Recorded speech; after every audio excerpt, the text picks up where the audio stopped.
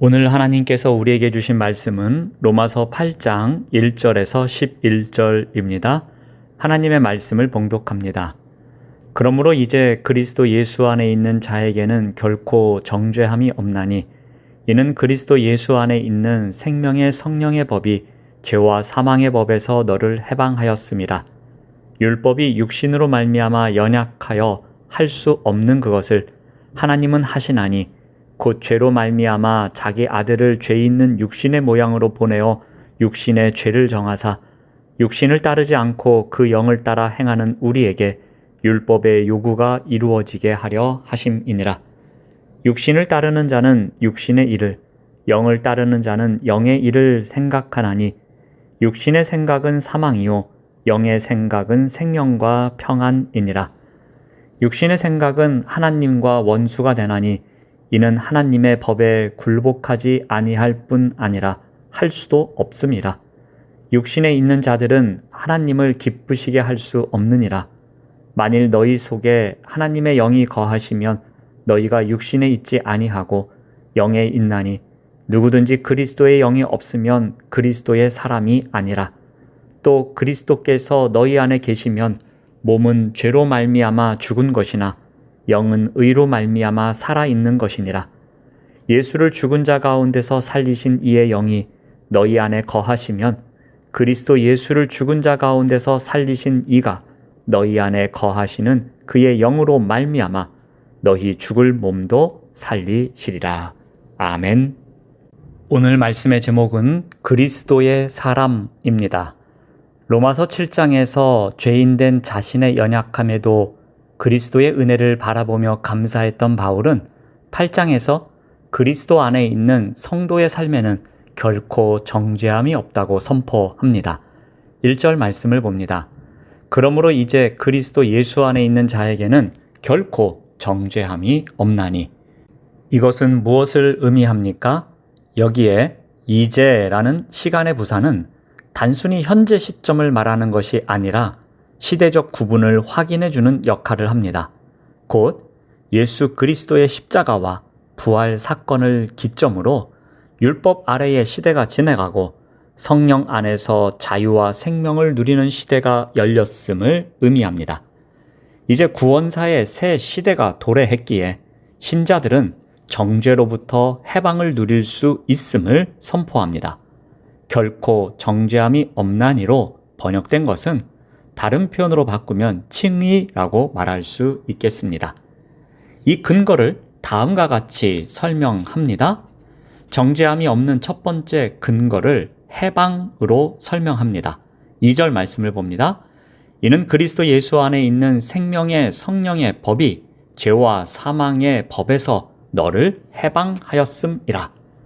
그리스도 예수 안에 있는 생명의 성령의 법이 죄와 사망의 법에서 우리를 해방했기 때문입니다. 즉, 그리스도 안에서 이제는 누구도 정죄받지 않는다는 것입니다.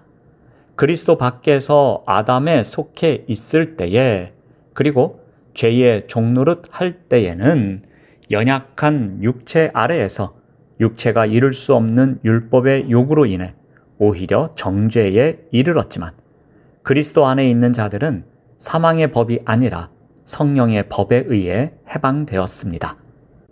정죄함이 없는 두 번째 근거는 대속입니다. 3절 말씀을 봅니다.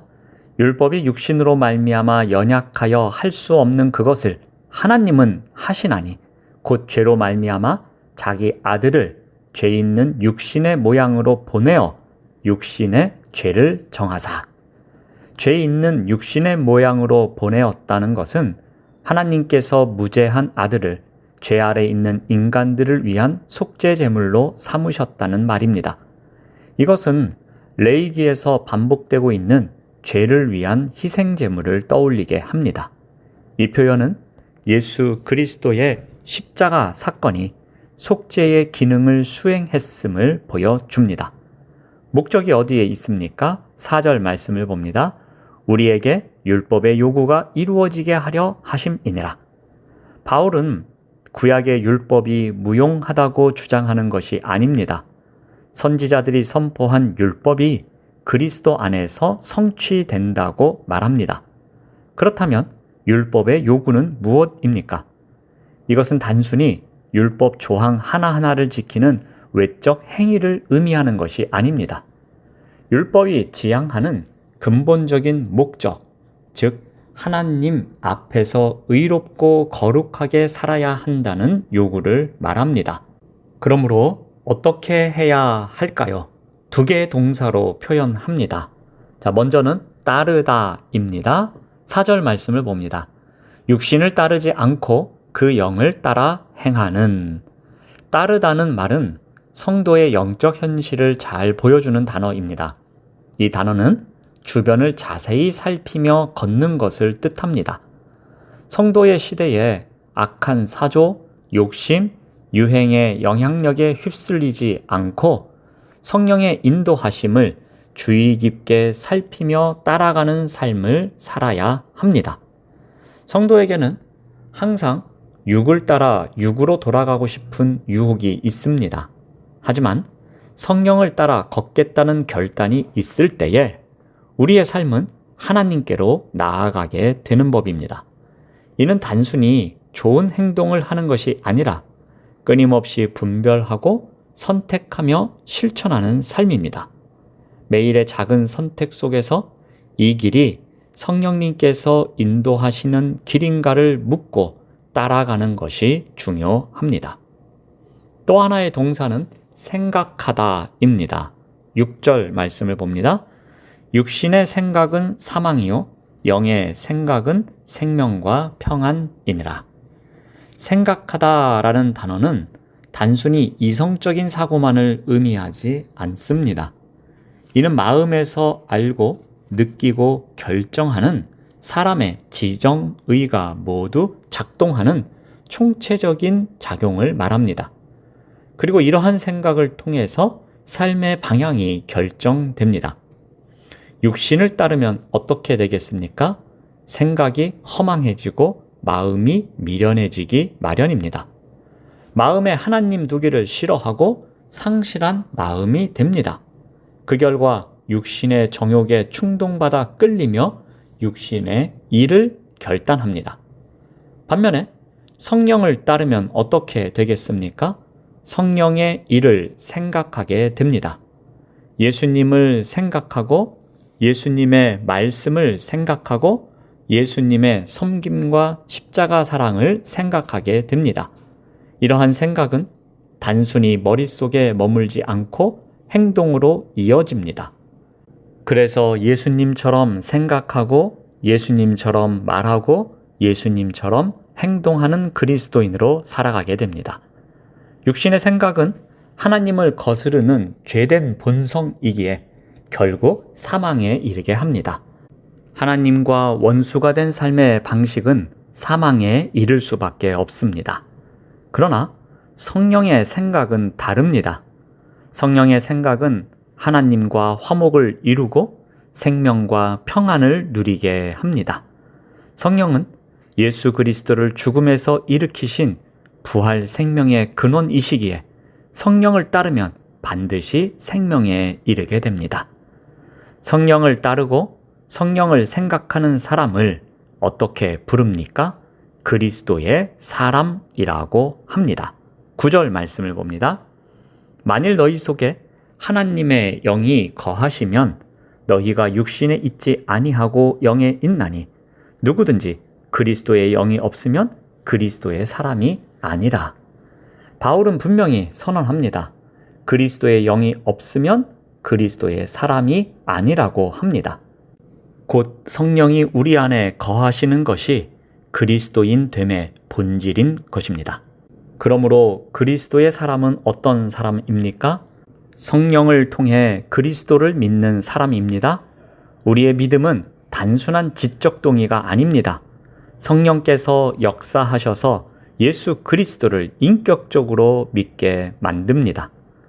또한 그리스도의 사람은 성령을 통해 그리스도의 주권을 인정하는 사람입니다.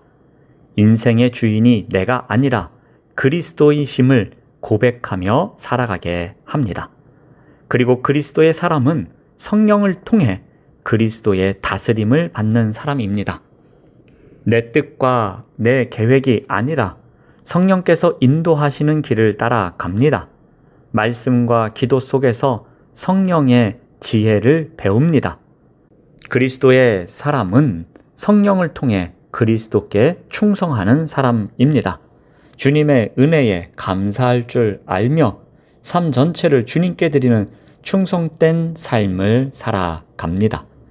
사랑하는 성도 여러분, 그리스도의 사람은 곧 성령의 사람입니다.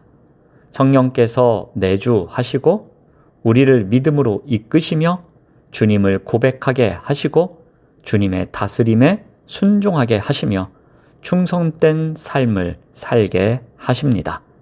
그러므로 어떻게 해야 하겠습니까? 두 개의 동사를 기억합시다. 먼저 따르다입니다. 육신을 따르지 않고 영을 따르는 삶을 살아야 할 것입니다. 두 번째로 생각하다입니다. 예수님을 생각하고 예수님의 말씀을 생각하고 십자가를 생각하는 삶이 있어야 할 것입니다. 기도하겠습니다. 하나님 감사합니다. 그리스도의 사람으로 살아가도록 인도하여 주시옵소서. 육신을 따르지 않고 영을 따르는 삶, 무엇보다도 예수님을 생각하고 예수님의 말씀을 생각하는 삶을 살아갈 수 있도록 인도하여 주시옵소서. 예수님의 이름으로 기도드립니다. 아멘.